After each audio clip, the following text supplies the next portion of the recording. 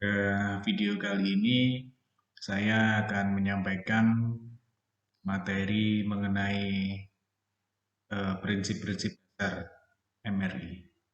Saya sudah siapkan video dari YouTube, ya, Anda bisa unduh sendiri, ya, tetapi untuk mendampingi Anda dalam menyimak video itu, ya, saya akan mencoba menerangkan.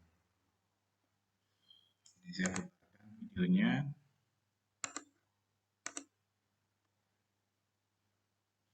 Ya, hari ini kita akan belajar tentang magnetic resonance imaging, tentang dasar fisikanya dan juga secara singkat. Pertama, magnetic resonance imaging ini adalah kepanjangan dari MRI, ya. Ada tiga kata yang harus Anda pahami di sini. Yang pertama adalah magnetic, yang kedua adalah resonance, yang ketiga adalah imaging. Ya. Nama lain dari MRI adalah NMR, ya, atau Nuclear Magnetic Resonance. Di sini ada dua kata yang sama dengan sebelumnya, itu magnetic dan resonance. Tetapi kata nuklir, ya, atau NMR ini jarang dipakai karena konotasi atau stigma masyarakat tentang nuklir ini sudah negatif. Jadi, Anda bayangkan kalau eh, eh, di pabrikan atau di rumah sakit menggunakan NMR ini akan jauh lebih menyeramkan dibanding menggunakan dengan MRI.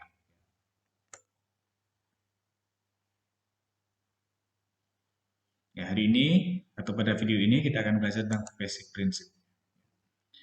Bicara tentang MRI, ini sesuatu yang jauh berbeda dengan X-ray. Kalau Anda belajar CT scan, CT scan itu modalitas atau peralatan yang baru untuk Anda ketika Anda mulai mempelajarinya. Tetapi pemahaman tentang CT scan, pembentukan gambarnya jauh lebih mudah karena Anda sudah mendapatkan dasar-dasar atau basic tentang X-ray di teknik radiografi, di fisika radiasi, dan seterusnya. Tetapi di MRI ini sesuatu yang baru, yang jauh berbeda dengan X-ray.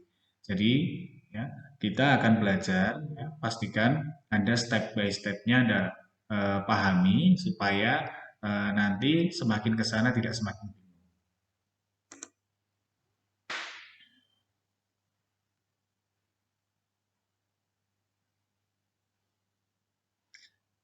Kita akan mulai dari dasarnya. Yang pertama, masih ingat, ada tiga kata kunci di situ, ya. Ada magnet, kemudian ada gelombang radiofrekuensi, ya. Nah, yang kan kita pelajari pertama adalah tentang terminologi-terminologi atau istilah-istilah atau dasar-dasar yang perlu Anda pahami terkait dengan gelombang dulu. Ya, ini namanya adalah gelombang elektromagnetik. Apa itu gelombang elektromagnetik? Ya, gelombang elektromagnetik adalah, ya, gelombang yang bentuknya seperti ini. Ya, dia mempunyai bukit dan lembah. Cahaya tampak, kemudian X-ray, kemudian gelombang radio, gelombang microwave, ini semuanya adalah jenis-jenis gelombang elektromagnetik. Nah, gelombang elektromagnetik ini memiliki panjang gelombang yang berbeda. Semakin panjang gelombangnya, maka semakin rendah energinya. Kebalikannya, semakin pendek panjang gelombangnya, maka energinya akan semakin besar. Kita contohkan, yang panjang gelombangnya pendek. Jadi yang namanya panjang gelombang, ya, kalau Anda masih ingat dulu di SMA atau di SMP, bahwa satu panjang gelombang atau lambda adalah satu bukit dan satu. Untuk gelombang radio, panjang gelombangnya sekian. Sedangkan untuk X-ray, panjang gelombangnya sekian. Ya. Energinya jauh lebih kuat. Kalau gelombang radio tidak bisa menembus eh, jaringan. Tetapi X-ray, kemudian gamma ray, ya, ini bisa menembus jaringan. Ya, ini bisa kita lihat ya panjang gelombangnya. Kalau gelombang radio 10 pangkat 4 meter. Apa itu 10 pangkat 4? Berarti 1 kali 1000. 10 pangkat 4 berarti nolnya ada 4 ya, 1000. Kemudian sorry, nolnya ada 4, 10.000 ya. Kalau 10 pangkat 2 nolnya ada 2, 100. Lalu bagaimana kalau 10 pangkat min 12? Pangkat min 12 artinya seper 10 nolnya ada 12 ya. Berarti seper 1 miliar. Kalau seper 10 pangkat min 6 berarti seper 1 juta ya. Kalau seper 10 pangkat min 12 berarti pangkat 10 1/1 miliar. Artinya apa? Kalau Anda punya penggaris ya, penggaris kayu yang 1 meter itu ya, Anda potong-potong menjadi 1 miliar, itulah yang namanya panjang 10 pangkat min 12 meter. Kalau Anda potong-potong menjadi misalnya 1000, berarti itu 1/10 pangkat min 3. Ya. Demikian sebagai gambaran. Nah, ini gelombang yang dipakai pada MRI adalah gelombang radio. Oleh karena itu nanti istilahnya adalah gelombang radio frekuensi. Untuk apa gelombang itu? Ya, nanti akan kita pelajari berikutnya. Oke, kita lanjutkan dulu. Ya, ini ukurannya. Ya. Perbandingannya kalau gelombang radio itu sepanjang gedung, infrared ini kurang lebih kancing, UV itu tingkatnya molekul. Ini adalah gelombang eh, elektromagnetik. Ini yang namanya wavelength atau panjang gelombang. Ini adalah 3 Hz. Artinya apa? Dalam 1 second atau dalam 1 detik ada 3 panjang gelombang. Ada 3 lembah dan 3 bukit. Ini artinya 3 Hz. Lalu kalau 5 Hz bagaimana? Ya, berarti dalam 1 detik ada 5 gelombang. 5 gelombang itu berarti terdiri dari 5 bukit dan 5 lembah. Itu 5 Hz. Kemudian, bagaimana kalau 7 Hz? Berarti ada 7 bukit dan 7 lembah. Semakin besar Hertznya, berarti semakin banyak gelombang dalam 1. Ya. Oke. Saya lanjutkan dulu ya. Yang namanya frekuensi tadi. Kalau di frekuensi tadi digambarkan sebagai banyaknya gelombang dalam 1 detik. Tetapi ya, ini bisa juga frekuensi itu berarti banyaknya putaran ya, atau banyaknya rotasi dalam 1 detik. Artinya apa? 1 Hz berarti 1 detik itu ada 1 putaran. Ini yang namanya 1 Hz. Bagaimana dengan 2 Hz? Dalam 1 detik ada 2 putaran.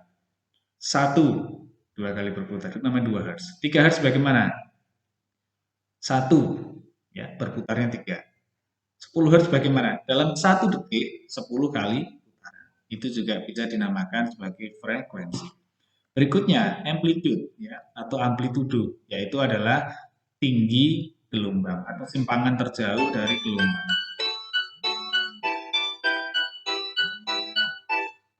Oke. Kita lanjut, ya. Namanya amplitudo. Kemudian ini namanya fase. Apa itu fase? Ya. Berikutnya, fase itu artinya kesamaan atau istilahnya apa ya? Kesinkronan atau bisa juga namanya keserasian ya, antara satu gelombang dengan gelombang yang lain. Coba kita lihat, di sini ada 2 gelombang. Ini namanya gelombang 1 dan gelombang kedua, ini satu fase. Artinya apa? Ketika gelombang yang satu itu mencapai puncak, yang bawah juga mencapai puncak. Ketika gelombang yang bawah mencapai dasar lembah, maka gelombang yang satunya juga mencapai dasar lembah. Itu satu fase atau seirama. Ya. Lalu kalau dua putaran bagaimana? Kalau dengan putaran, tadi kan saya sudah contohkan bahwa frekuensi itu yang namanya juga putaran, ya. 1 Hz, 2 Hz, 3 Hz, 4 Hz, 10 Hz, dan seterusnya. Lalu kalau kaitannya dengan fase bagaimana? Ini yang namanya sefase. Ya. Ini namanya sefase. Yang satu sampai sini, yang satu sampai sini juga. Ini ini sefase. Ya. Jadi kalau Anda ibaratkan dengan roda sepeda itu kan ada apa namanya ya, eh, dok, ya, tempat untuk memasukkan angin ketika memompa. Nah, ketika itu diletakkan sama, kemudian putarannya itu sama, itu namanya sefase. Bagaimana kalau beda fase? Ya, kalau beda fase, maka akan terjadi ketidakharmonisan. Nah, atau ketidakkompakan istilahnya. Bisa Anda lihat, yang satu di puncak, yang satu di lembah, dan seterusnya. Ini namanya tidak satu fase. Ya. Ya, contohnya kalau putaran berarti kalau tadi sefase itu seperti ini, ya. Kalau beda fase bagaimana? Nah, yang satu di sini, ya, yang satu di sini. Ini tidak sefase. Nah, ini tidak sefase namanya. Kalau apa namanya? Contoh di sepeda ya pentilnya yang satu di atas, yang satu di bawah, ya, sehingga gerakannya tidak sama. Itu namanya tidak sefase. Ya. Anda ingat-ingat dulu pokoknya ya. Tadi ada yang namanya frekuensi, ada yang namanya amplitudo, ada yang namanya fase. Ya. Ini tidak sefase atau istilahnya out of phase. Nama lain tidak sefase atau tidak kompak atau tidak seirama ini adalah out of phase. Ingat-ingat, Anda catat. Ya, berikutnya gelombang ya bisa memiliki panjang gelombang yang berbeda, tetapi fasenya sama. Contoh, gelombang biru. Ini panjang gelombangnya lebih tinggi atau lebih panjang. Sedangkan gelombang orange ini panjang gelombangnya lebih pendek. Tetapi mereka bisa dikatakan satu fase. Ya. Ini berbeda frekuensi. Artinya apa? Dalam 1 detik, ya, ini hanya satu gelombang. Dalam 1 detik, ini ada 2 gelombang. Maka frekuensinya lebih besar yang bawah. Yang atas frekuensinya lebih kecil. Karena dalam 1 detik, ini hanya ada satu.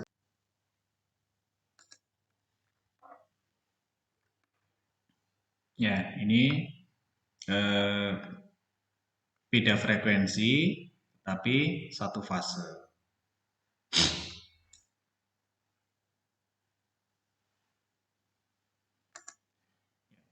Bicara tentang citra digital, ya, bahwa MRI ini eh, hasil gambarnya merupakan citra digital. Sebagai gambaran awal di MRI, gambarannya seperti hasil gambaran CT scan, ya, berupa citra irisan ya, atau potongan. Irisan atau potongan tadi merupakan citra digital yang kalau Anda masih ingat bahwa citra digital ini komponen penyusunnya adalah pixel atau picture element. Ya. Satu kotak kecil ini atau picture element ini nanti akan membentuk yang namanya gambar MRI. Nah, ini contoh gambar MRI seperti ini ya. Citra irisan ini adalah citra irisan aksial. Artinya citra irisan aksial itu memotong bagian menjadi atas, ya, superior dan inferior. Kalau sagital memotong menjadi sisi kanan dan kiri. Kemudian kalau koronal membagi menjadi depan dan belakang. Ini adalah citra irisan aksial. Ya, bisa Anda lihat di sini ya karakternya, walaupun sama-sama aksial, tetapi dia lebih detail dalam menampakkan struktur jaringan lunak. Ini adalah keunggulan, salah satu keunggulan dari MRI. Ya. MRI ini superior atau lebih unggul dibanding CT dalam menampakkan jaringan lunak. Ya. Di CT bisa juga dilihat otak, tetapi otaknya tidak sampai kelihatan detail-detail kerut-kerutan seperti ini. Ini juga serabut-serabut otot-otot mata juga bisa kelihatan di sini. Ya. Tetapi kelemahannya apa? CT ya ini lebih unggul di jaringan keras atau tulang. Kalau MRI ini tulangnya gelap. Ya, kenapa gelap? Ya nanti akan dibahas berikutnya. Karena kandungannya beda antara tulang dengan jaringan tulang. Ya. Sebuah gambar atau citra MRI tadi terdiri dari kumpulan piksel. Ya. Piksel ini kalau memiliki ketebalan namanya voxel, volume elements. Ya. Dia memiliki ketebalan namanya volume elements. Ya. Oke, saya sebutnya piksel saja supaya lebih mudah. Ya. Masing-masing piksel ini memiliki karakter. Ada yang warnanya terang, ya. Ada yang warnanya gelap, ada yang warnanya abu-abu sesuai dengan bit, ya, atau gray levelnya. Semakin tinggi gray levelnya, maka variasi keabuannya akan semakin besar dan sebaliknya. Oke, ini adalah gambaran orang ketika diperiksa menggunakan MRI.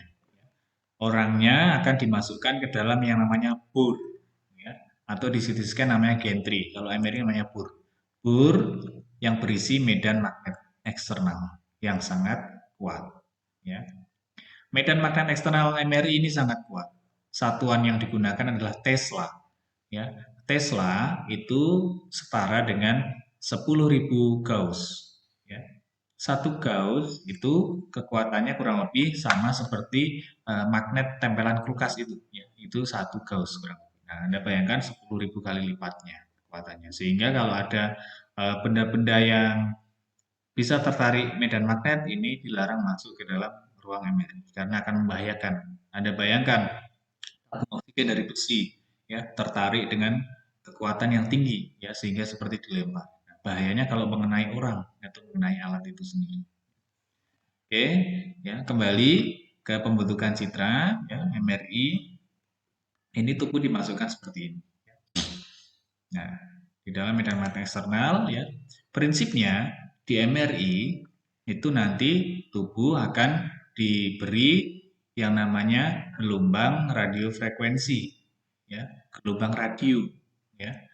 Ingat tadi gelombang radio panjang gelombangnya relatif besar, tidak sekuat X-ray ya. MRI tidak memakai gelombang tidak memakai radiasi bengyon, tetapi ini di sini pakainya gelombang radiofrekuensi. Kemudian setelah diberi gelombang, ya, tubuh ini nanti akan memancarkan lagi gelombang. Ya. Nah, kekuatan gelombang yang dipancarkan ini tadi yang nanti akan ditangkap oleh sistem sehingga menjadi gambar, jadi terang atau gelap. Itu dulu sebagai pengantar yang paling awal. Kemudian, nah ini citra tadi, ini bisa gelap, bisa terang, ya, tergantung nanti. Sebuah citra digital ini memiliki yang namanya matriks. Matriks ini terdiri dari kumpulan kolom dan baris. Ya. Semakin halus matriksnya, berarti semakin banyak jumlah kolom dan semakin banyak jumlah baris. Ya. Semakin banyak kolom dan baris, maka pikselnya akan semakin banyak. Sehingga kalau diperbesar tidak mudah pecah. Kebalikannya, kalau eh, kecil matriksnya, jumlah pikselnya akan sedikit sehingga kalau diperbesar akan mudah. Nah, kemudian di sini ya citra MRI ini dia akan berwarna terang atau gelap tergantung pada karakter organ di dalamnya. Di dalam MRI yang terang diistilahkan dengan hyper intense ya. Kalau yang gelap namanya hypo intense. Kalau di radiografi kan kalau terang namanya opak, radio opak. Kalau gelap namanya radiolucent ya. Kemudian kalau CT scan, kalau terang namanya hyperdense, kalau gelap namanya hypodense. Kalau di USG, kalau terang hyperechoic ya, kalau gelap hypoechoic. Kalau MRI hypointense, hyperintense dan hypo ya. Ini ya. Sebuah piksel itu nanti akan berwarna terang atau gelap tergantung pada karakter apa namanya jaringannya. Ya, jaringan di titik itu dia nanti akan menghasilkan titik terang atau gelap. Apa kaitannya antara gelap terang dengan apa namanya atom dan sebagainya yang sudah kita bicarakan tadi. Jadi seperti ini ya berpikirnya. Tubuh itu terdiri dari sistem organ, ada sistem pencernaan, sistem pernafasan dan seterusnya. Sistem organ terdiri dari kumpulan organ ya. Sistem pencernaan berarti ada lambung, ada usus halus, ada usus besar, ya, ada organ aksesoris dan seterusnya. Masing-masing organ terdiri dari jaringan. Ada jaringan ikat, ada jaringan tulang, ada jaringan saraf, ada jaringan epitel, dan seterusnya. Ya. Masing-masing jaringan itu terdiri dari sel-sel yang karakternya sama. Ya. Nah, sel yang kita kenal sebagai penyusun terkecil dari makhluk itu sebetulnya masih ada yang lebih kecil lagi. Sel itu kalau diperkecil lagi di dalamnya ada yang namanya atom, ya, kumpulan atom. Nah, atom di tubuh itu macam-macam, ya. Yang paling besar adalah hidrogen. Ya, kenapa? Ya karena tubuh kita kandungan utamanya adalah air, ya. Ini ya, ini kalau kita perkecil di dalamnya ada gambar seperti ini. Ini gambar apa toh? Ya. Nah, ini adalah gambar inti-inti atom. Ya. Jadi, ya, belajar MRI kita juga perlu belajar yang namanya kemagnetan. Ya, selain belajar tadi gelombang, ya kita juga belajar yang namanya magnet. Ini namanya adalah prinsip elektromagnet. Ya, prinsip elektromagnetik. Ya. Ini adalah elektro itu berarti listrik, ya magnet berarti magnet. Ini adalah percobaan sederhana elektromagnetik. Ya, seperti pada saat Anda SD atau SMP bahwa listrik.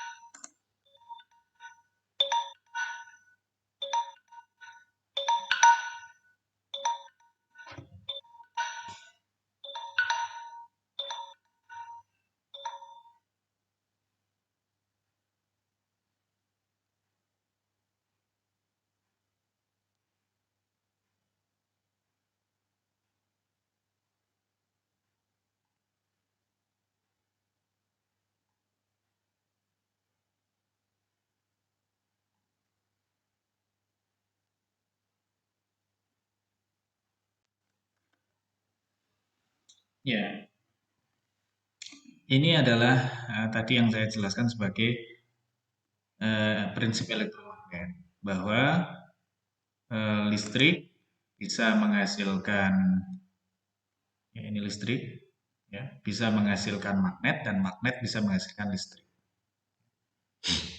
Listrik kita hubungkan dengan kumparan seperti ini. Artinya apa? Listrik itu kan eh, arus ya, arus di mana ada muatan yang mengalir atau yang bergerak. Ketika muatannya itu berputar seperti ini akan menghasilkan medan magnet. Ini kalau di percobaan ya, dulu zaman SD atau SMP ya, ini ada paku yang tadinya tidak bermuatan, ini akan menjadi bermuatan magnet. Ya, ketika diberi arus ya perlakuan seperti ini. Ya, ini menjadi magnet. Ya, bisa menarik logam lain. Kemudian kebalikannya ya, magnet yang atau paku atau ini kalau pakunya ini diganti magnet dikeluar masukkan ke dalam apa namanya kumparan, nanti kalau di sini diberi ampere meter ini akan menghasilkan arus listrik. Itu adalah prinsip elektromagnet. Lalu kita mengenal ada istilah kaidah tangan kanan ya. Ini ada current flow ya atau arah arusnya, kemudian ada arah medan magnet. Ya. Anda masih ingat kaidah tangan kanan? Ya, jadi tangan kanan ini kalau jari-jarinya ini sebagai arah arus listriknya dan ibu jari sebagai arah medan magnetnya. Kalau arahnya dari kanan ke kiri atau berlawanan arah jarum jam, ya, maka medan magnetnya akan menghadap ke atas. Kebalikannya, Kalau dia searah dengan jarum jam, maka medan magnetnya menghadap ke bawah. Ya, ini istilahnya hukum tangan kanan, ya, kaidah tangan kanan. Ini harus seperti ini, di sini mengalir, ya, menghasilkan arah medan magnet kan. Ya, kalau arah medan magnet bumi, ya, bumi itu juga menghasilkan medan magnet. Ya. Arah medan magnetnya kemana? Ya, ya ke kutub utara. Dari kutub utara ke kutub selatan. Oke, nah ini elektromagnetisme. Nah ini kaidah tangan kanan. Ini arah current flow-nya. Ini adalah arah medan magnetnya. Ya. Di dalam tubuh, ya, yang kita sebut tadi penyusun terkecilnya adalah atom. Ya.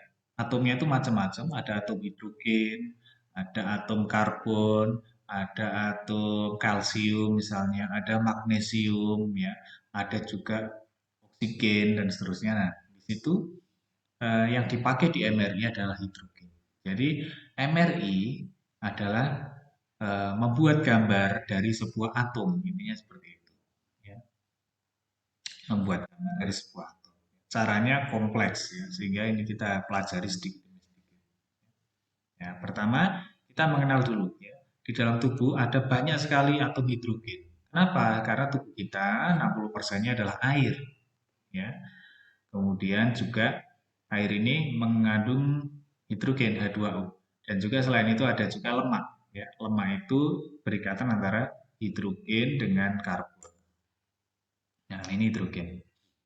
Oke, ini adalah atom. Ya, ada banyak model atom, tetapi yang kita pakai adalah atom ini. Jadi sebuah atom itu memiliki inti atom, ya, yang dikelilingi oleh elektron.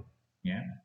Inti atom itu terdiri dari proton yang bermuatan positif dan neutron yang bermuatan netral, nempel, ya. Sehingga inti atom ini muatannya positif.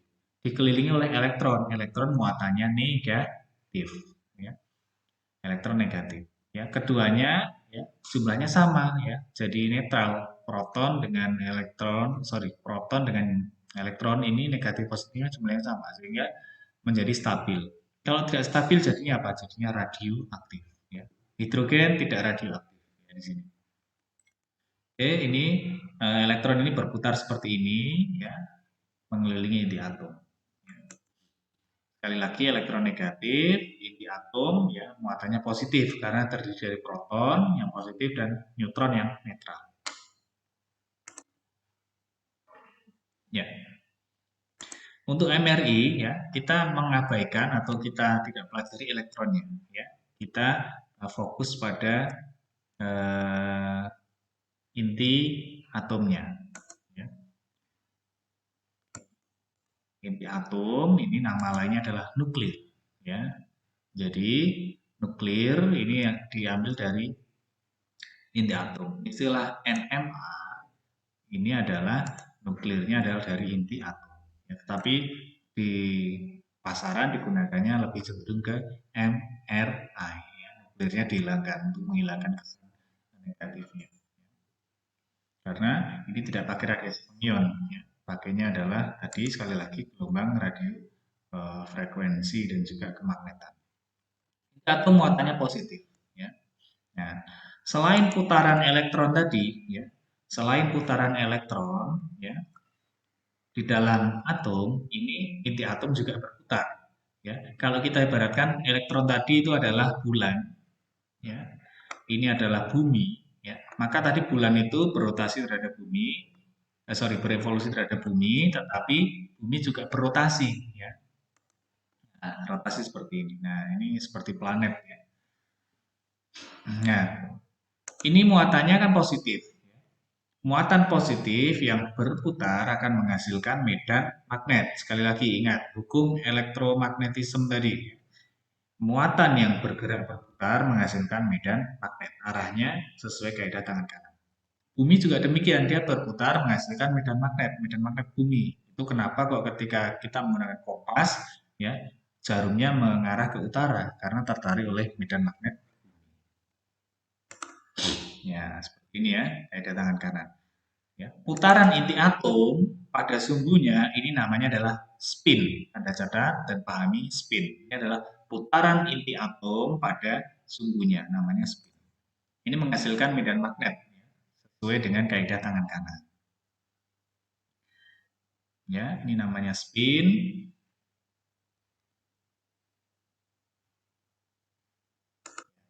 Jadi kenapa kok yang dipakai hidrogen? Karena 60% dari tubuh kita adalah air. Ya. Selain air, di tubuh kita juga ada, nah ini kalau hidrogen, air, hidrogen berikatan dengan oksigen. Nah, selain air, di tubuh kita juga ada lemak, ya, dan juga karbohidrat. Ini terdiri dari hidrogen yang berikatan dengan karbon dan juga oksigen. Ya, ini strukturnya. Ini lemak ya, hidrogen dengan karbon. Tapi sama-sama ada hidrogennya. Ya. Ya, kemudian ini ya, Pak tadi kan dikatakan bahwa inti atom menghasilkan medan magnet. Berarti tubuh kita magnet kalau seperti itu. Itu kalau ada paperclip nempel di sini bisa nempel, ya. Sendok juga bisa nempel. Tetapi tidak seperti itu. Kenapa? Karena atom hidrogen yang jumlahnya miliaran tadi ini arah medan magnetnya acak seperti ini, ya. Saling menetralkan satu sama lain, ya. Saling menetralkan itu bagaimana, ya? Kalau Anda misalnya dalam satu kelas, ya, masing-masing berbicara sendiri, ya, dengan topik pembicaraan dan juga suara yang berbeda-beda, maka dari luar tidak akan kedengaran, ya, saling menetral. Tetapi bagaimana kalau Anda kompak, ya, semuanya menyanyikan lagu Indonesia Raya, ya, maka itu akan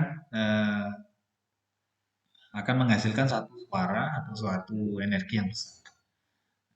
Ini adalah atom yang acak tadi, ada yang ke sana, ada yang ke sini, ya, saling menetralkan. Sehingga kalau diukur, maka hasilnya adalah nol, ya, magnetic momennya. Ya. Gerakannya seperti itu, ya, acak ke sana kemari dan seterusnya. Magnet-magnet kecil tadi. Nah, kemudian di MRI tadi kan sudah ada gambar ya, orang dimasukkan ke dalam terowongan yang berupa magnet, kekuatannya besar tadi. Apa yang terjadi? Ya, atom-atom yang tadinya acak akan berbaris menyejajarkan diri. Ya, seperti Anda ketika belum ada dosen di kelas, ya duduknya acak, ada yang menghadap ke depan, ke samping, ke belakang dan seterusnya. Ketika ada dosen masuk, semua menyejajarkan diri, menghadap ke depan. Energinya menyejajarkan dirinya ada dua macam, yaitu paralel dan anti paralel. Ya.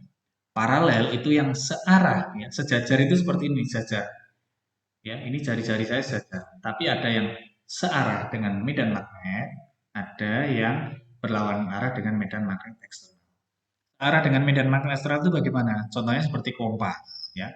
Kompas itu menyejajarkan diri, ya, searah dengan medan magnet bumi, ya, menghadap ke arah utara. Tetapi kalau di MRI ini ada dua kelompok, ya. Ada yang paralel atau yang searah dan yang anti paralel yang berlawanan arah.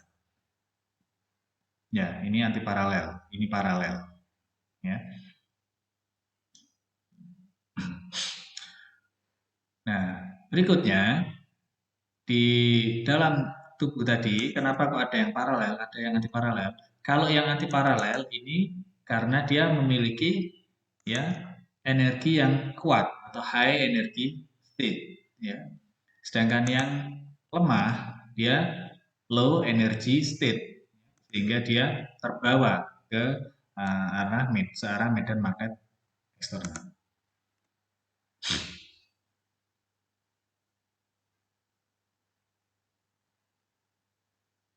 Oke ya. Nah, berikutnya selain spin tadi, ya, inti atom hidrogen, ketika di bawah pengaruh medan magnet eksternal yang besar, ya, spin tadi ada gerakan tambahannya, yaitu precesi, ya. Karena tadi kan dia dasarnya spin, ya, arahnya ke sana kemari, diikat oleh medan magnet eksternal yang besar, sehingga menjadi gerakan yang kedua namanya precesi. Anda catat, Anda ingat-ingat dan Anda paham, precesi, ya. Gerakannya seperti ini. Seperti gasing yang mau rubuh, tetapi tidak rubuh-rubuh, ya, seperti ini, ya, namanya precession, ya, atau precession. Ini hanya terjadi ketika di bawah pengaruh medan magnet eksternal. Kalau tidak ada medan magnet eksternal, adanya hanya spin yang acak tadi. Ya. Ada istilah Larmor precession. Ya. Larmor ini nama orang yang menemukan kecepatan putar dari presesi. Ya. Saya sudah pernah terangkan di awal tadi bahwa yang namanya frekuensi itu tidak hanya banyaknya bukit dan lembah dalam satu gelombang, tetapi dalam satu detik, tetapi juga bisa diartikan sebagai banyaknya putaran dalam satu detik. Ya. Berapa banyak putaran dalam satu detik atau kecepatan putarnya? Ya. Ini namanya adalah uh, menggunakan persamaan Larmor, ya, yang menemukan Pak Larmor. Ya. F ini adalah frekuensi Larmor atau banyak putaran dalam satu detik. Ini dipengaruhi oleh rasio giromagnetik. Ya. Rasio giromagnetik ini adalah konstanta masing-masing unsur. Hidrogen punya rasio sendiri, karbon punya sendiri, oksigen punya sendiri, dan seterusnya. Kemudian B0. Ya. B0 ini adalah kuat medan magnet eksternal. Ya.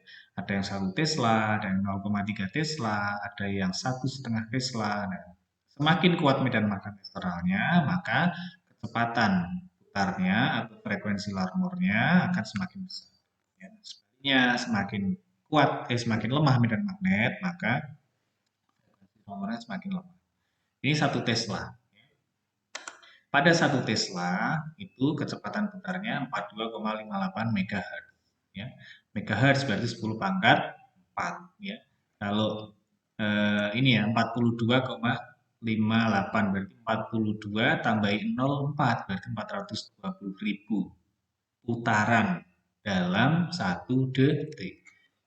Ini 1 Hz, 2 Hz, 1, ya, 2 kali putaran. 3 Hz, 1, ya, 3 putaran. Lalu bagaimana kalau 420.000? Wah, ini dalam 1 detik. Tidak terbayangkan putarannya berapa cepat. Ya. Ini kalau 1 Tesla. Kalau 2 Tesla, maka akan lebih cepat. Ya. Jadi dikalikan saja. Ya. Nah, 3 Tesla lebih cepat. Ya. Ini adalah kecepatan putar hidrogen. Kalau di rata-rata, per Teslanya adalah 42,58 MHz. Ya, ingat MHz.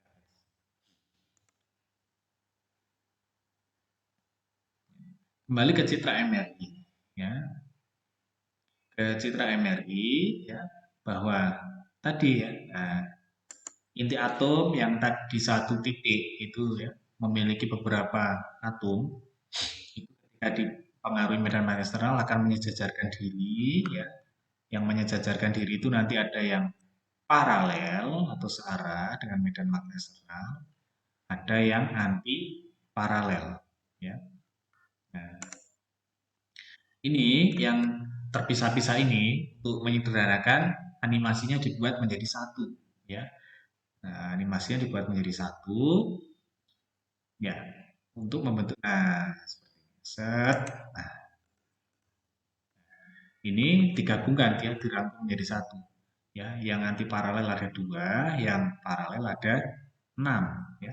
Yang paralel jumlahnya selalu lebih banyak. Ya, mayoritas pasti akan mengikuti sesuai dengan arah medan magnet eksternal. Yang ini yang low energy state. Ya. Dia energinya lemah, tidak punya cukup energi untuk melawan. Ini yang energinya kuat, ya, punya cukup untuk melawan. Ini kan arahnya ada yang ke atas, ada yang ke bawah. Ya. Ya, kita mengenal ada di fisika namanya vektor. Ya, vektor ini adalah penjumlahan gaya. Ya. Kalau kita tarik tambang, ya, ada 10 orang dengan kekuatan yang sama menarik ke arah timur. Ya. Kemudian ada 3 orang dengan kekuatan yang sama menarik ke arah barat. Maka vektornya adalah 10 dikurangi 3. Vektornya adalah 7 ke timur. Ya. Kita asumsikan jumlah gayanya sama besar. Demikian juga dengan ini magnet tadi ya. Magnetnya, magnet-magnet kecil ini ada yang ke arah atas, ada yang ke arah bawah. Ya, ini vektornya adalah penjumlahannya berarti menjadi ke arah atas. Ya. Ini low energy, ini high energy. Ya. Oke, ya. Kalau dijumlah ini menjadi uh, menjadi satu, ya. Nah, ke arah atas. Ya, karena jumlahnya lebih besar yang ke arah atas. Ini adalah, nah, nama lainnya adalah NMV, ya. Net Magnetization Vector atau Longitudinal Magnetization. Kenapa longitudinal? Ya, karena searah dengan sumbu tubuh longitudinal tadi. Ya, jadi magnet MRI itu kan bentuknya panjang tadi ya, bor. Nah, itu adalah ini daerah kepala, ini arah kaki. Ini namanya longitudinal magnetization. Ya, karena ini berpresesi yang kecil-kecil tadi, ini NMV-nya juga berpresesi. Ya, oke, ini ya.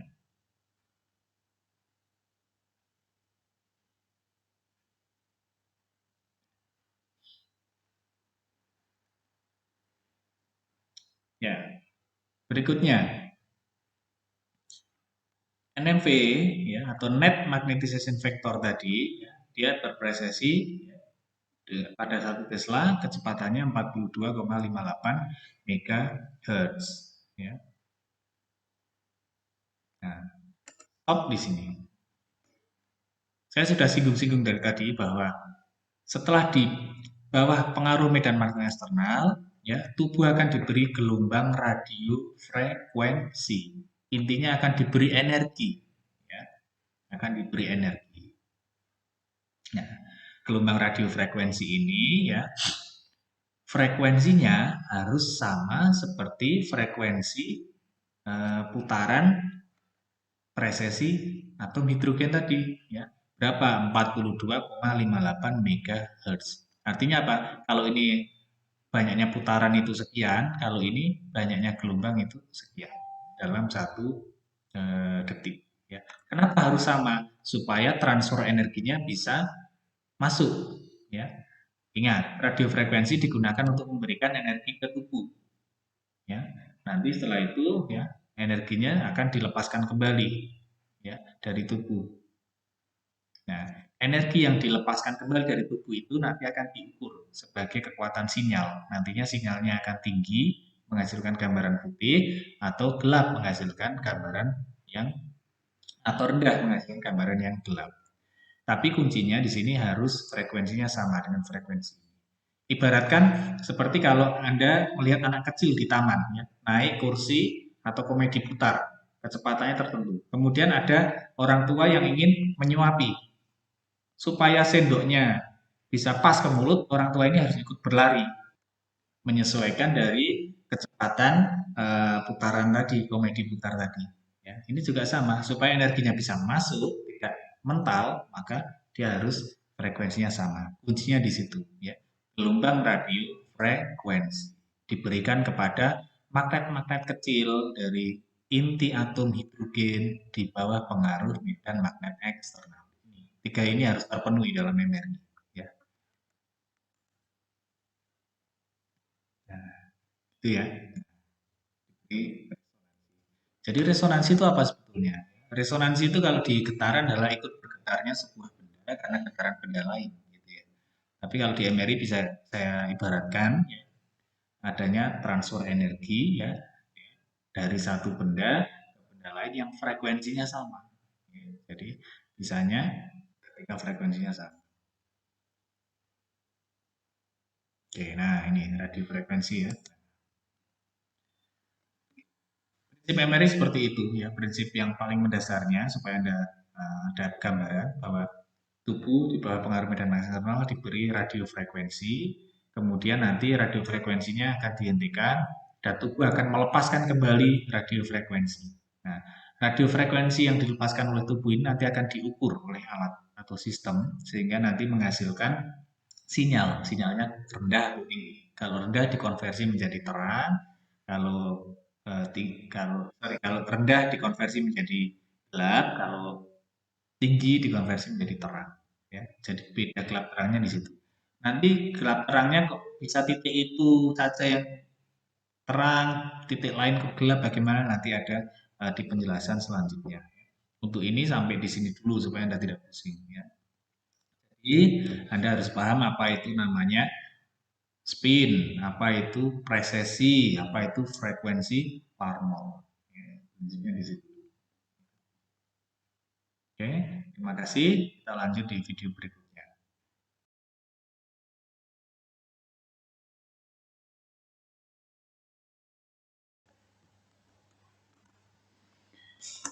Baik, kita lanjutkan perkuliahan teknik MRI dasar. Kita sekarang masuk ke bagian berikutnya. Sudah dijelaskan bahwa pada saat di bawah pengaruh medan magnet eksternal, magnet-magnet kecil yang terjadi akibat adanya spin dari inti proton atau hidrogen ini akan terkelompok menjadi dua, yaitu yang paralel atau searah dengan medan magnet eksternal dan yang anti paralel atau yang berlawanan arah dengan medan magnet eksternal. Ya, ini untuk keperluan simulasi ditampilkannya dalam bentuk seperti ini. Tetapi aslinya ini terpisah ya satu sama lain, tidak terikat seperti ini. Ya. Nah, yang paralel ini jumlahnya lebih besar atau lebih banyak dibanding yang anti paralel. Nah, sehingga kalau dibuat vektor menjadi searah. Karena Anda ingat penjumlahan vektor yang lebih besar ya dikurangi yang lebih kecil, maka vektornya akan searah ke yang lebih besar. Ya. Ini nama lainnya adalah NMV ya, Net Magnetization Vector. Ya, atau bisa juga disebut longitudinal magnetization. Kenapa longitudinal magnetization? Karena ini arahnya searah dengan sumbu longitudinal atau sumbu memanjang dari tubuh. Ya, jadi ini kalau pasien masuk ke pesawat MRI, ini kepalanya di sini, kakinya di sini. Ya, jadi ini magnetisasi NMV-nya itu searah dengan sumbu tubuh, maka nama lainnya longitudinal magnetization. Ya. Jadi yang terjadi ketika di bawah pengaruh medan eksternal adalah seperti ini. NMV-nya ke arah atas. Ya. Kecepatannya atau frekuensinya ya pada 1 Tesla adalah 42,58 MHz. Ya, Anda masih ingat ini. Ini frekuensi Larmor dari atom hidrogen. Kemudian diberikan radiofrekuensi. Ya. Radiofrekuensi ini adalah gelombang ya diberikan oleh sistem ke dalam tubuh manusia atau tubuh pasien sehingga akan mempengaruhi perbandingan ya, mempengaruhi perbandingan yang paralel dan yang anti paralel. Kita lihat apa yang terjadi ketika diberi radiofrekuensi yang frekuensinya 42,58 MHz. Kenapa 42,58 MHz? Karena supaya sesuai dengan frekuensi atau kecepatan putar ya inti atom proton hidrogen. Ya. Ketika diberi radiofrekuensi ya, yang terjadi adalah tubuh atau inti atom proton hidrogen ini mendapatkan energi dari luar ya. Mendapatkan energi dari luar sehingga apa ya? Ini kan ada dua kelompok. Ini yang paralel, ini yang anti paralel. Yang paralel ini ada kelompok yang energinya relatif lemah sehingga terbawa ya searah medan magnet eksternal.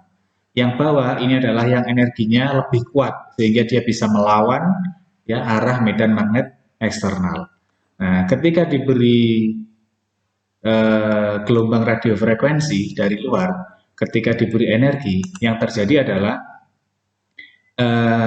inti atom proton hidrogen ini mendapatkan kekuatan lebih, ya. Nah, mendapatkan kekuatan lebih sehingga dia punya kekuatan untuk melawan ya, medan magnet eksternal. Kita lihat nih, ya, yang tadinya ke atas dia ke bawah. Ya, perhatikan ini, yang tadinya ke atas dia menjadi ke bawah. Nah, lagi ya, semakin banyak diberi maka yang tadinya paralel jumlahnya berkurang, ya. Yang anti paralel tadinya yang sedikit menjadi bertambah. Ya, kita bisa lihat di sini menjadi 50-50 ya. Di sini ada 4 yang paralel dan 4 yang anti paralel. Ya. Sekali lagi dengan diberi medan magnet diberi radiofrekuensi yang paralel tadi menjadi memiliki tambahan energi yang dari low energy state menjadi high energy state. Sehingga yang tadinya terbawa medan magnet eksternal menjadi bisa melawan, menjadi antiparalel. Lalu apa yang terjadi dengan vektornya? Ingat, vektor adalah penjumlahan gaya. Yang tadinya ke atas lebih banyak, ke bawah lebih sedikit, maka vektornya ke atas. Ini yang terjadi apa? Karena sama-sama kuatnya, yang ke atas 4, yang ke bawah 4, jadi vektor di longitudinalnya menjadi hilang. Coba Anda perhatikan lagi. Yang tadinya ada, kemudian diberi medan magnet, diberi radiofrekuensi, ya, sehingga yang paralel menjadi berkurang, berpindah ke anti paralel. Nah, ini akan menyusut jumlahnya, semakin kecil dan hilang. Ya, 50-50, ya, hilang. Kenapa hilang? Ya, karena 50% ke atas, 50% ke bawah. Satu ditarik ke arah atas, satu ditarik ke arah bawah, ya, sehingga netral atau nol penjumlahan gayanya. Maka net magnetization vektornya, NMV-nya atau longitudinal magnetization-nya menjadi hilang. Oke, ya. Ini kemudian, ya, apa yang terjadi berikutnya, ya, untuk menghasilkan gambar radiofrekuensi, ya, terus diberikan sehingga apa yang terjadi, ya, yang pertama adalah, ya, dari yang tadinya eh, yang ke atas ini lebih, yang ke atas lebih banyak, ya, sehingga menjadi 50-50, 3-3. Berikutnya yang terjadi adalah yang tadinya tidak seirama, ya, gerakannya menjadi seirama. Ingat apa itu seirama? Ya, itu satu fase. Maksudnya apa satu fase? Satu fase itu seperti ini. Kalau seperti ini ke sini semua. Ketika sini ke sini semua. Ini namanya satu fase, ya, irama. Nah, ini kalau dijadikan satu diikat ya berarti seperti ini. Nah, ini satu fase. Ya, kalau dipisah, tampilan terpisah seperti ini, satu fase. Nah, ini satu fase. Paham ya? Satu fase. Bagaimana kalau beda fase? Yang satu di sini, yang satu di sini, ya. Nah gini, ini beda fase. Kenapa? Karena yang satu di sana, yang satu di sini, ya. Ini muter ke sini. Nah, ini namanya beda fase, tidak seirama. Satu ke barat, satu ke timur. Harusnya ke timur semua. Nah, ini satu fase. Kalau tidak satu fase, bagaimana? Nah, ini tidak satu fase namanya, ya, saling berbeda. Nah, kalau ditampilkan dalam ikatan ya seperti ini. Tadinya kan tidak, fasenya tidak sama ya. Nah, ini fasenya tidak sama. Kenapa tidak sama? Satu ke sana, satu ke sini. Ya. Ketika berputar ya satu ke sana, satu ke sini, tidak satu irama. Lalu ketika diberi radiofrekuensi, setelah menjadi 50-50, yang berikutnya terjadi adalah menjadi satu fase. Nah, ini ke timur semua. Jadi putarannya satu fase, baik yang paralel maupun yang anti paralel. Ya. Apa yang terjadi ketika menjadi satu fase? Ya, vektornya, net magnetization vektornya yang tadinya itu di longitudinal menjadi hilang, kemudian yang transversal menjadi muncul. Kenapa muncul? Ya, kenapa muncul? Karena ini Anda lihat panahnya di sini. Tadinya tidak ada, karena satu ke sana, ya, satu ke sini, ya, sehingga menjadi nol. Nah, sekarang ke sini semua, sehingga muncul net magnetization factor-nya menjadi satu. Ya, saya ulangi, tadinya 50-50, ya, panah hijaunya ini tadinya ke atas, menjadi hilang karena separuh ke atas, separuh ke bawah, nol kan. Ya, tapi ya yang di transversal ya tadinya separuh ke sini, separuh ke sini, ya. Ketika diberi ke frekuensi menjadi semuanya ke arah sini, ya, menjadi NMV-nya muncul di transversal. Ya, perhatikan 50-50. Nah, ini kan nol, satu sana satu ke sini. Ketika diberi radiofrekuensi terus, ya, ini lama-lama menjadi satu fase. Nah, ketika menjadi satu fase ini akan tumbuh. Nah, muncul yang namanya magnetisasi transversal. Yang tadi itu di atas itu longitudinal, kalau ini namanya transversal. Longitudinal hilang, kenapa? Karena yang tadinya 4 dan 2, ya, Yang tadinya 4 dan 2 menjadi 33 imbang. Kemudian transversal, kenapa dia hilang kemudian muncul? Tadinya itu ke sana dan ke sini sama, lalu menjadi ke sini semua, ya, menjadi satu irama, satu fase, sehingga muncul yang transversal. Mudah-mudahan Anda bisa memahami. Oke, ya, itu adalah resonansi. Ya.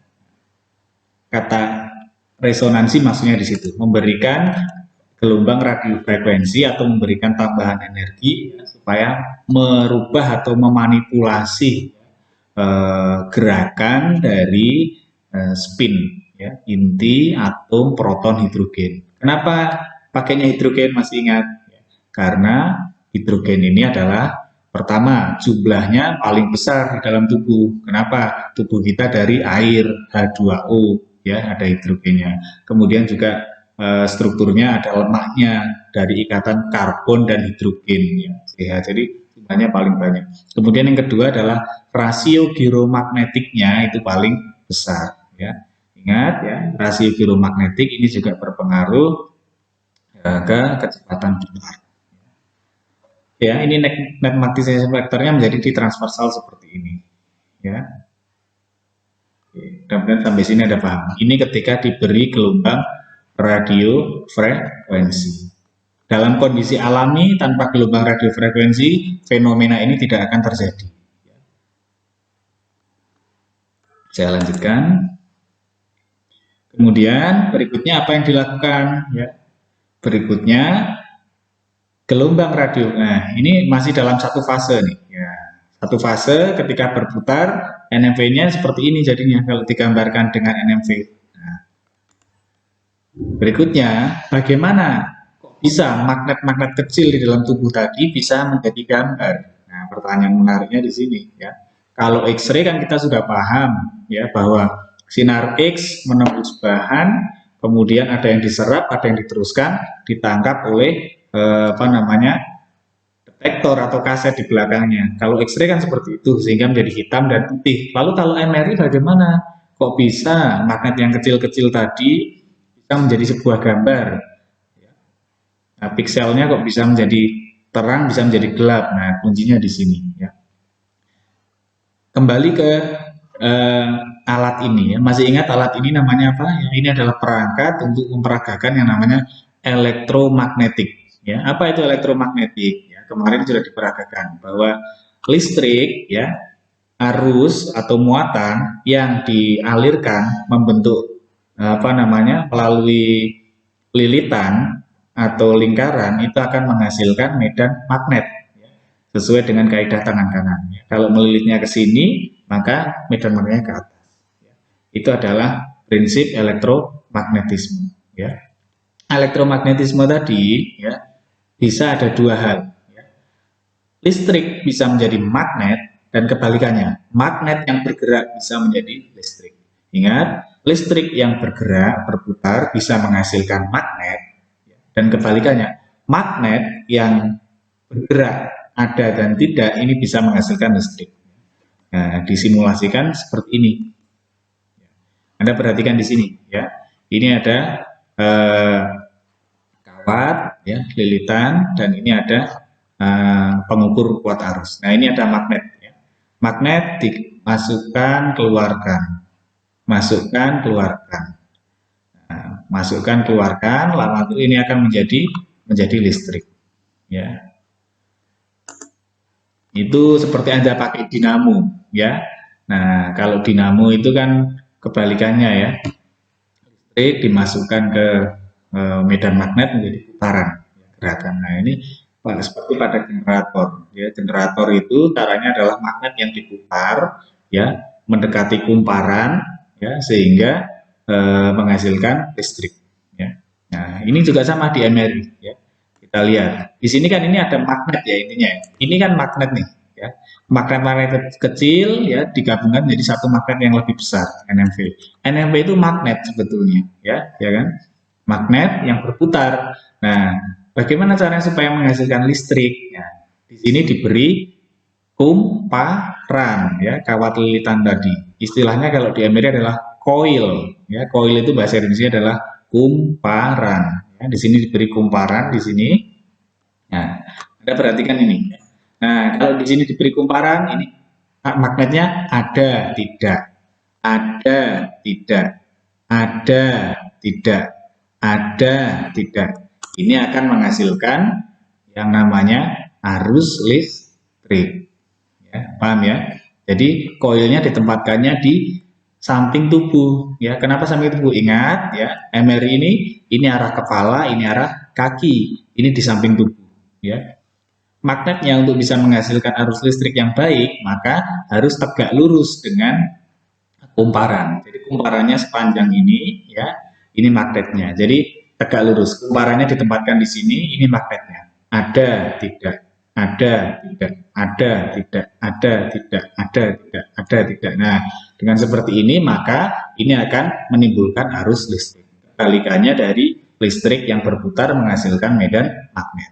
Ya, mudah-mudahan bisa dipahami. Oke, ini diberikan seperti ini terus ya. Ini akan muncul arus listrik. Nah, dengan adanya arus listrik akan diubah oleh sistem menjadi sinyal. Ya, sinyal dirubah menjadi piksel tadi bisa muncul terang. Sampai di sini bisa dipahami? Pak, kalau seperti itu nanti bedanya gambar yang terang dan yang gelap gimana? Nah, ini berikutnya. Ya. Berikutnya ini masih posisi ada radiofrekuensinya ya, yang bisa menahan apa namanya, supaya tetap bisa 50-50, 50-50 dan seirama ya. Ketika di bawah magnet eksternal ya dan di bawah pengaruh radiofrekuensi ini akan 50-50 ya, separuh ke atas, separuh ke bawah ya, dan satu fase ya. Satu fase. Ini beda fase. Ada yang ke sini, ada yang ke sana, ada yang ke sini, ini beda fase. Nah, ketika satu fase ke sini ya, gerakannya seirama. Irama. Oke, ini ingat harus ada radiofrekuensi. Lalu berikutnya, radiofrekuensinya di off-kan. Nah, apa yang terjadi ketika di off-kan? Ketika di off-kan yang tadinya seirama, ya gerakan yang tadinya seirama ini menjadi tidak lagi seirama, pelan-pelan memudar. Nah, sama seperti Anda misalnya di kelas tadinya, ya di kelas tadinya seirama semua, apa namanya, memperhatikan dan seterusnya, tapi ketika tidak ada gelombang radiofrekuensi lama-lama akan tidak lagi seirama, tidak lagi satu fase. Nah, ini bubar lagi ya, yang tadinya seirama menjadi bubar.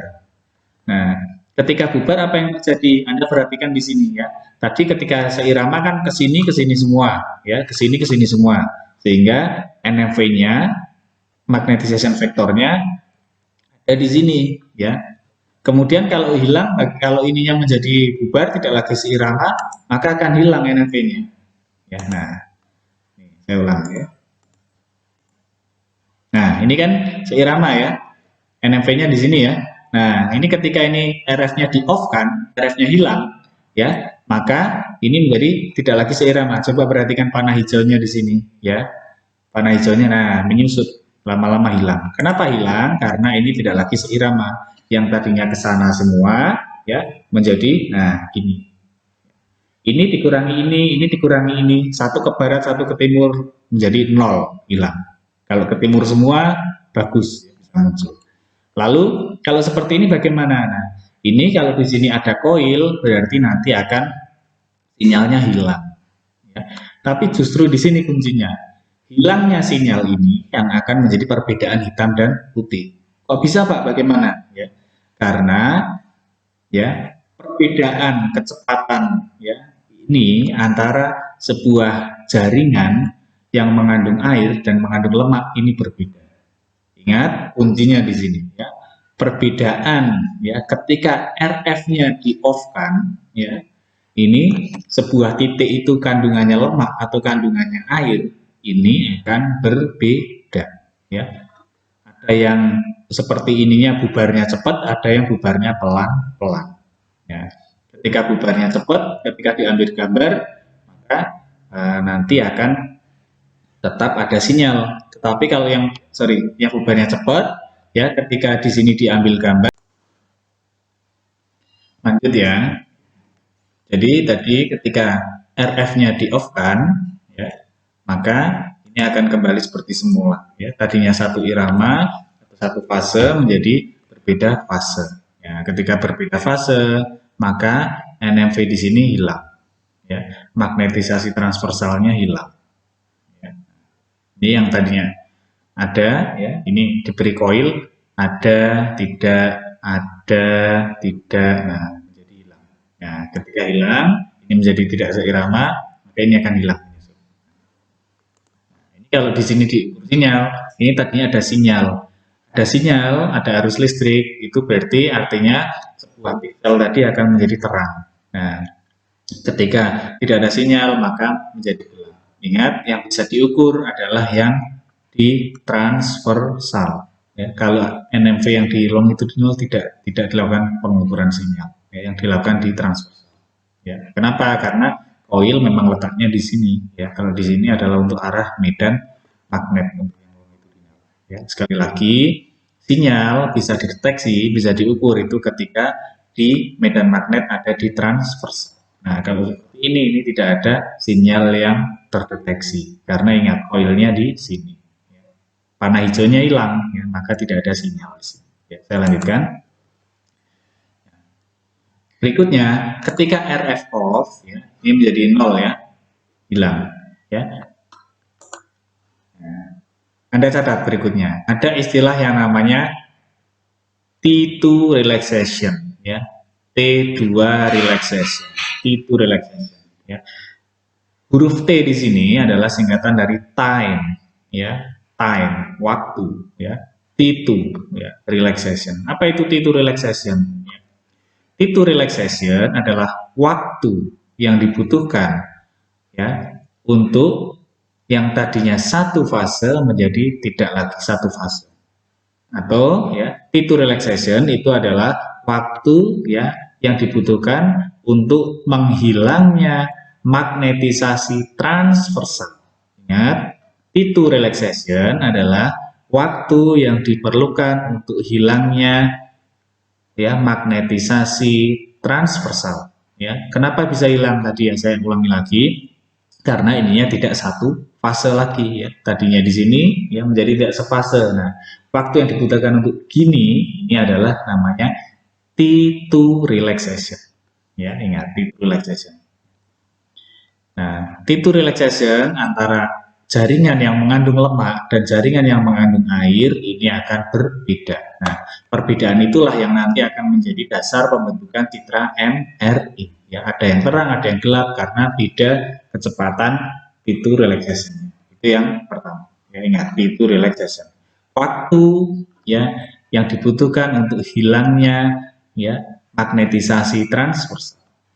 Ini terjadi kapan? Setelah RF-nya di-off-kan, ya. Di bawah pengaruh RF, ketika ada radiofrekuensi, ya, diberi energi dari luar, maka akan satu fase. 50-50 dan satu fase, ya. Begitu RF-nya di-off-kan, hilang RF-nya, maka yang tadinya satu fase menjadi tidak lagi satu fase. Saya lanjutkan. Ya. Atau istilah lainnya adalah spin-spin relaxation. Ya, kenapa namanya spin-spin relaxation? Ini kan terdiri dari banyak spin, ya, banyak magnet kecil, ya. Spin. Nah, apa namanya, tadinya satu fase, ketika RF-nya hilang menjadi ada interaksi antara spin satu dan spin yang lain, ya. Ya, seperti ada di kelas, ya, terjadi gesekan antara satu mahasiswa dengan mahasiswa yang lain, sehingga tadinya kompak yang menjadi tidak kompak. Ya, ini alami seperti itu. Ya, nama lain dari T2 relaxation adalah spin-spin relaxation. Berikutnya, fenomena berikutnya yang terjadi ketika RF-nya hilang atau RF-nya off adalah yang berikutnya terjadi adalah ini yang tadinya 50-50, ya, nanti akan balik, ya, ke keadaan awal. Nah, ingat keadaan awal bagaimana? Keadaan awal adalah spin yang paralel jumlahnya lebih banyak, ya. Ini karena tidak ada suplai energi dari luar, karena tidak ada RF menjadi balik lagi. Ya, tadi kan bisa 50-50 karena yang tadinya low energy mendapat suplai energi dari luar, mendapat tambahan RF, menjadi dia punya kekuatan untuk melawan, ya, menjadi anti paralel. Nah, ketika suplai energi dari luarnya hilang, ketika RF-nya dimatikan, maka ini akan balik ke posisi semula, ya. Nah, balik semula. Yang tadinya di atas lebih banyak, nah ini juga akan lebih banyak lagi. Nah, dengan baliknya seperti ini, maka ini akan tumbuh kembali. Kapan ini terjadi? Ketika RF-nya di-off-kan. Kenapa ini panah hijau muncul lagi? Net magnetization factor kok muncul lagi, kenapa? NMV kok muncul lagi, kenapa? Ya, karena tadi ya, yang ke atas jumlahnya lebih banyak dibanding yang ke bawah. Ya, sehingga nanti muncul lagi. Nah, perhatikan. Nah, oke ya. Nah, muncul lagi ya. Yang transversal hilang tadi kenapa? Karena ini ya, yang longitudinal muncul kenapa ya? Karena yang tadinya 50-50 menjadi yang di atas lebih banyak dibanding yang ke bawah. Ini kalau diukur sinyal bagaimana? Tidak ada sinyal. Ya, nah, ini ya. Nah, kecepatan ya kecepatan. Nah, ini energi transfer. Ya, ada energi transfer dari tubuh ke lingkungan. Ya.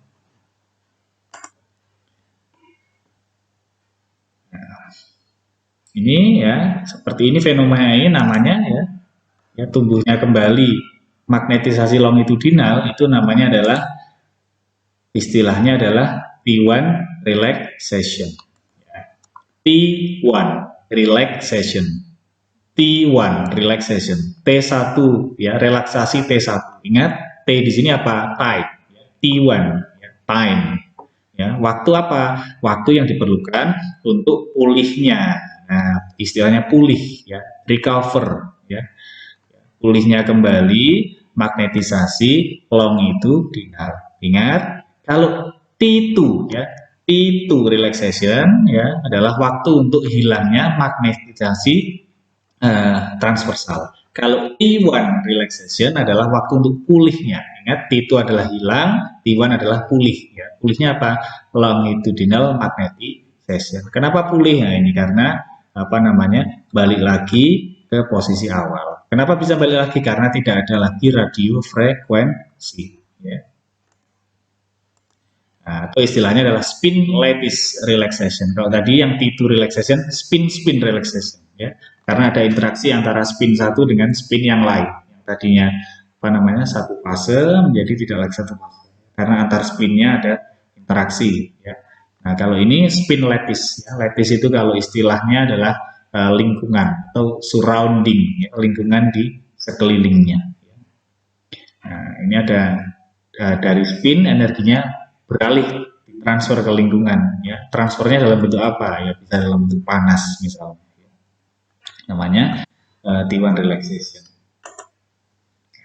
T1 relaxation antara satu jaringan dengan jaringan yang lain juga berbeda. Ya. Jaringan itu mengandung air atau mengandung lemak, ini akan berbeda kecepatan ya, waktu pulihnya relaksasi, waktu pulihnya magnetisasi longitudinalnya akan beda. Ya, mudah-mudahan sampai sini ada paham. Oke. Ini kondisi awal seperti semula. Diberi RF lagi ini ya, diberi RF ya, maka akan seperti ini. Kenapa seperti ini? Masih ingat ya, karena 50-50 yang tadinya apa namanya 42 misalnya menjadi 3. Kemudian yang tadinya tidak satu fase menjadi satu fase. Ini ketika diberi radiofrekuensi. Nah, radiofrekuensi itu ada apa namanya istilahnya atau ada jenisnya sendiri-sendiri.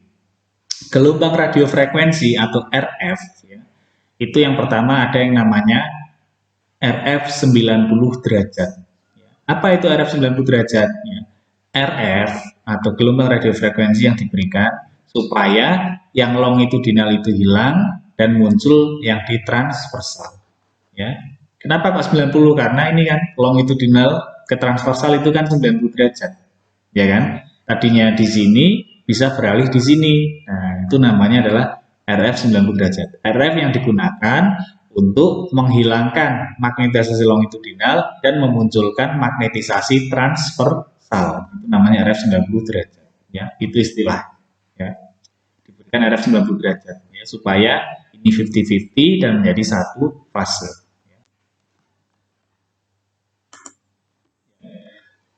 Ini ya, nah ini diberi RF 90 derajat. Kalau di sini ada coil, ya, ini akan mendeteksi sinyal, ya, karena ada magnetic transversal, ya, transfer magnetic. Ada tidak, ada tidak, ada tidak. Nah ini akan muncul apa namanya sinyal. Nah begitu RF-nya di off-kan, ya, RF 90 derajat di off-kan, maka akan terjadi namanya T2 relaxation. Nah ini, ya, yang tadinya ada transversal menjadi hilang, ya, karena apa? Karena ini yang tadinya satu fase menjadi tidak lagi satu fase, ya. Saya ulang. Nah, satu fase ketika RF-nya off, maka ini akan menjadi tidak lagi satu fase, ya, pelan-pelan bubar, ya. Jadi ini lama-lama hilang. Ini terjadi itu spin-spin relaxation. Ini terjadi kapan? Ketika RF 90 di off-kan, ya. Ketika RF 90 derajat di on-kan, maka yang tadinya longitudinal pindah ke transversal. Ketika RF 90 derajat di off-kan, maka transversalnya menjadi hilang. Oke, ya. Namanya berikutnya yang terjadi apa? Ketika RF 90 di off-kan, setelah tidak lagi satu fase, ini kan satu fase ya. Setelah tidak satu fase, ya, magnetisasi transversal hilang. Berikutnya yang terjadi apa? Ketika RF 90 derajat di off-kan, ya, berikutnya yang terjadi adalah yang anti paralel, ya, berbalik menjadi ke paralel, menjadi ke kondisi semula. Jumlah yang paralel menjadi lebih banyak dibanding yang anti paralel. Terjadi T1 relaxation, ya. Nah, pertama terjadi T2 relaxation dulu. Berikutnya yang terjadi adalah T1 relaxation. Perhatikan ini, ya. Nah, ini menjadi balik ke sana. Nah, sehingga muncul kembali magnetisasi longitudinal, ya. Itu yang terjadi ketika RF-nya off, ya. Ya, restored, ya, atau pulih juga bisa, recover. Oke. Ya, itu kuncinya di situ. Ini kan spin, ya, kembali ke spin. Nah, spin antara inti atom hidrogen pada air, ini air nih, H2O, ada 2H, satu atom oksigen, 2H, satu oksigen, H2O, ya, ini di air. Hidrogen di air, ini karakternya berbeda dengan hidrogen pada lemak, ya. Di MRI digunakan perbandingannya itu air dan lemak, ini pada lemak, ya, sama-sama hidrogen, tapi kalau di lemak, hidrogen ini berikatan dengan karbon, ya, C, ya. CH, ya, hidrokarbon itu lemak, ya, atomnya. Nah, pada hidrogen, ya, pada lemak ini berbeda karakternya. Karakter apa? Karakter tadi T1 dan T2 relaxation, ya.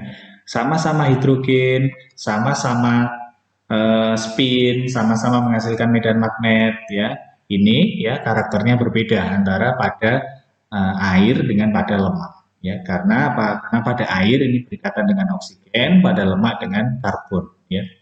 T1 dan T2 relaksasinya berbeda. Apa itu T1 relaxation? Ayo diingat lagi, ya. Apa itu T2 relaxation? Diingat lagi. T2 relaxation adalah waktu untuk hilangnya magnetisasi transversal. Kenapa hilang? Karena tidak lagi seirama. Ya, T1 relaxation apa itu? Waktu untuk pulihnya kembali atau munculnya kembali magnetisasi longitudinal. Kenapa muncul kembali? Karena yang tadinya 50-50, ya, menjadi, ya, tadinya 50-50, ya, menjadi tidak lagi 50-50. Nah, ini, ya, oke. Lebih banyak ke yang paralel, ya.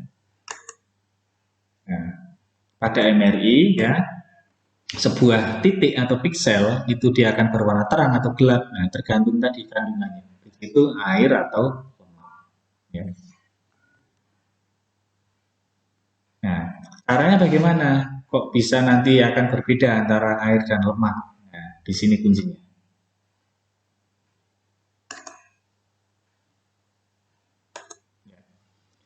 Ada yang namanya repetition time, ya. Apa itu repetition time? how quickly we put in the radio frequency pulse, ya. Seberapa cepat kita memberikan radio frekuensi, ya. Anda masih ingat bahwa pada MRI ini diberikan gelombang radio frekuensi.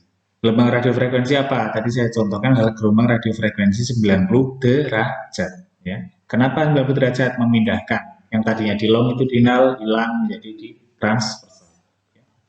Tapi radio frekuensi ini tidak hanya diberikan satu kali, ya, diberikan berkali-kali. Nah, antara radio frekuensi satu dengan radio frekuensi berikutnya itu namanya adalah repetition, repeat, ya, mengulang, ya, diulang, diberi. Ya, nah, itu namanya repetition time. Kemudian berikutnya, how quickly we listen, ya, for the return signal. Berikutnya adalah waktu, ya, seberapa lama, seberapa cepat kita mendengarkan, itu namanya adalah time echo, ya, echo time. Kenapa echo? Echo itu seperti pantulan, ya kan? Kita berteriak di pinggir tebing misalnya, halo, akan ke sini, kemudian kita akan mendengar lagi, ya, suara kita, halo. Nah, itu adalah echo. Echo itu adalah pantulan. Nah, time echo adalah seberapa cepat kita mendengarkan sinyal. Ya, nah, kita masuk ke yang namanya pulsa sequence. Ya, apa itu pulsa sequence? Ya, sequence itu adalah urutan. Pulsa di radiofrekuensi atau tindakan di di MRI ini ada urutannya. Nah, urutannya ini namanya sequence. Ya. Oke, ini lemak, ini air. Ya. Nah, ini lemak, ini air, ya. Karakternya berbeda, ya, karena hidrogennya ikatannya berbeda, satu dengan oksigen, satu dengan hidrogen. Nah, ini lemak, ini air. Sama-sama seperti ini ketika di bawah pengaruh medan magnet eksternal, ketika diberi radiofrekuensi, ya, maka apa yang terjadi ketika diberi radiofrekuensi, ya.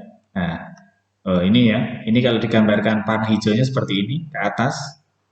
Ya, Anda perhatikan ya, ada di sini timeline, ya, timeline yang menunjukkan milisecond, ya, satuannya milisecond atau milidetik. 2000 milisecond, ada 4000 misalnya. Ini posisi awal seperti ini, ya, kemudian diberi radiofrekuensi. Anda lihat di sini muncul radiofrekuensi. Ya. Pada titik ini diberi radiofrekuensi, ya, RF 90 derajat. Ingat, RF 90 derajat fungsinya apa? Memindahkan, ya, magnetisasi longitudinal hilang menjadi transversal, namanya 90 derajat. Diberi radiofrekuensi. Apa yang terjadi? Ya, terjadi dua hal. Ya, yang tadinya anti paralel dan paralel, yang tadinya paralel itu lebih banyak, anti paralel sedikit menjadi 50-50 karena mendapat tambahan energi. Nah, berikutnya yang terjadi ketika diberi radiofrekuensi, yang tadinya tidak seirama menjadi seirama. Nah, ya, sama, lemak dan air dua-duanya sama cepatnya ketika diberi radiofrekuensi. Ini air, ini lemak, ya. Nah, ini diberi RF 90 derajat. Kemudian RF-nya di off-kan. Ya. Memberi RF itu hanya sekali, kemudian di off-kan. Ini ketika di off-kan, maka yang terjadi ada dua hal, yaitu yang tadinya seirama ketika RF-nya di off-kan, ya. Nah, Anda lihat, ya, menjadi tidak seirama. Tetapi, ya, yang pertama terjadi T2 relaxation, ya. Tetapi ada perbedaan kecepatan antara di lemak, ya, dengan di air, ya. Lemak itu cepat bubarnya, air lebih lama, ya, perhatikan. Jadi lemak sudah bubar, ya, air belum bubar, pelan-pelan air bubarnya. Kemudian setelah hilang apa yang terjadi, ya, spin relaxation tadi, berikutnya yang terjadi adalah T1 relaxation, ya. Balik lagi longitudinalnya. Nah, ini pada lemak ini lebih cepat, ya, dibanding pada air. Nih, ya, lemak sudah balik, air masih belum, pelan-pelan, ya. Nah, itu ya. Nah, perbedaan ini, ya, kalau diambil nanti akan menjadi perbedaan hitam dan putih. Ingat, kalau di sini diberi koil, ya, yang mana yang lebih terang? Ya, tentu saja yang air. Ini ketika RF-nya di-off-kan, ya, yang terjadi adalah di sini, ini kalau diambil sinyal di sini, ya, maka ini akan tampak gelap. Kenapa? Karena tidak ada sinyal di sini. Ya, transformernya tidak ada. Kalau ini di sini diberi koil, ini akan ada sinyal. Ya, ini tampak terang, tampak gelap. Nah, ketika dilakukan measurement, ya, pengukuran sinyal, ya, atau kalau istilahnya adalah time echo, ya, how quickly we listen, ya, seberapa cepat kita mendengarkan. Nah, istilah mendengarkan di sini tanda kutip adalah mengukur sinyal. Cara mengukurnya gimana ya? Dengan diberi coil di sini. Nah, kalau ini diberi coil, ini akan tidak ada sinyal. Ya, kalau ini diberi coil, ada sinyal. Ini kan magnet berputar diberi coil. Ada, tidak, ada, tidak. Ya, ini akan menghasilkan arus listrik, ada sinyal. Ini kalau diberi tidak ada, karena tidak ada magnet di sini. Ini menjadi terang, air, ya, lemak menjadi gelap. Ya.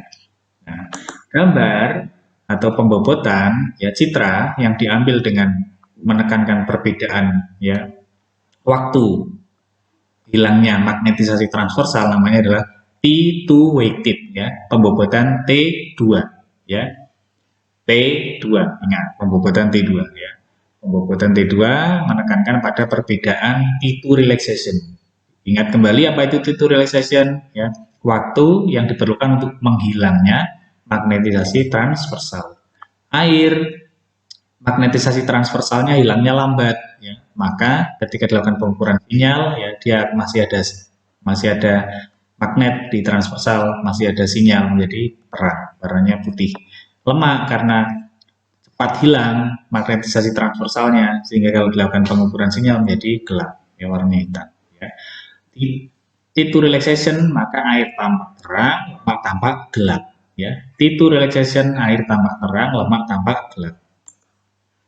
Nah, berikutnya, ya, namanya T2 relaxation. Nah, ini, ya. Nah, seperti ini, ya. Baru ada TR berikutnya, ya, dilakukan pengukuran, dilakukan RF 90 derajat berikutnya. Karena pada MRI ini TR-nya atau RF-nya tidak hanya sekali, tetapi berulang-ulang. Ya, nah, perulangannya itu harus butuh long TR, ya, time repetition. Ya, waktu repetisinya antara RF 90 derajat dan 90 derajat berikutnya harus panjang. TE-nya juga harus panjang. TE berarti antara RF 90 derajat dengan, ya, dilakukan pengukuran sinyal. Ya, long TE, long TE, long TR hasilnya adalah T2 relaxation. Ya. Berikutnya, ya, saya akan menjelaskan yang namanya pembobotan T1 atau T1 weighted image, pembobotan T1. Apa itu pembobotan T1? Yaitu gelap terangnya citra yang didasarkan pada perbedaan T1 relaxation. Masih ingat apa itu T1 relaxation? Ya, T1 relaxation adalah waktu yang diperlukan untuk pulih kembalinya, ya, longitudinal, ya, magnetisasi atau magnetisasi longitudinal setelah RF-nya di-off-kan. Ya, nah, ini perhatikan di sini, ya, timelinenya diberi RF, ya, kondisi awal seperti ini, diberi RF baik lemak maupun air, dua-duanya akan yang pertama menjadi 50-50, ya, 50-50 sehingga magnetisasi longitudinalnya hilang, ya, sama, kemudian menjadi satu fase. Nah, ketika diberi RF sama ini, ya, ini diberi apa namanya RF 90 derajat akan seperti ini. Ingat kenapa 90 derajat? Karena fungsinya untuk menghilangkan longitudinal, memunculkan yang transversal. Ya, kemudian dilakukan RF-nya off hanya sekali saja. Seret di sini. Kemudian, ya, off, ini yang terjadi, ya, seperti tadi akan menjadi tidak satu fase dan kembali ke longitudinal. Ya. Ini lemak, ya. Ini kalau dilakukan pengukuran sinyalnya sekarang, maka yang diperoleh sama saja dengan pembobotan T2, ya. Ini menjadi terang, ini gelap. Padahal yang kita perlukan adalah lemak itu tampak apa namanya? Terang, air yang tampak gelap. Kalau tadi T2 relaxation kan air tampak terang, ya. lemak tambah gelap. Ini kita ingin kebalikannya. Lupa kenapa tuh Pak harus kebalikannya seperti itu? Ingat, karena di MRI ini pembobotan fungsinya adalah salah satunya adalah untuk karakterisasi jaringan, untuk mengetahui karakter jaringan itu kandungannya lemak atau air. Contoh misalnya tadi ada tumor ya. Tumor itu benda itu kandungannya lemak atau air, ini ngeceknya dengan dibuat 2 kali, dibuat pembobotan T1 dan T2.